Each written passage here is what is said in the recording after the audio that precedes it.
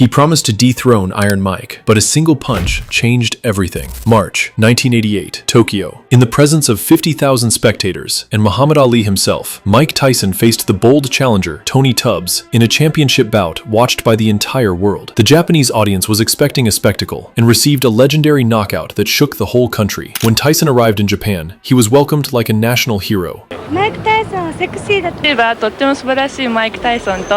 The Japanese quite literally worshipped Mike. As many Americans noted, athletes there are treated like gods. I never experienced anything like that before in my life. In a country built on sumo tradition, even legendary sumo wrestlers wanted simply to stand next to Iron Mike. It was a unique occasion. For the first time in 15 years, Japan was set to host a heavyweight world title fight, and interest in the event was off the charts. In just a few days, Tyson won the hearts of millions of Japanese fans. Stepping up to face Tyson was 30-year-old American Tony Tubbs, a fighter far from ordinary. A former WBA world champion with a record of 24 wins and 1 loss. Tubbs was known for his fast hands and technical skill. He openly stated that he was not afraid of Tyson's punching power and intended to force the champion to box on his own terms. Tubbs' self-confidence was truly unshakable. It seemed he genuinely believed he could pull off a major upset. However, despite all his talent, Tubbs had an Achilles heel, his physical condition. In the 1980s, heavyweight boxing favored fighters with lean, athletic builds, while Tony constantly struggled with excess weight. Extra weight meant stamina problems. The challenger often tired, froze in the ring, and turned himself into an easy target. Against the relentless Tyson, that fatigue threatened to become the decisive factor. The first round began surprisingly boldly from the challenger. Tubbs showed no hesitation against the famous champion. At the sound of the bell,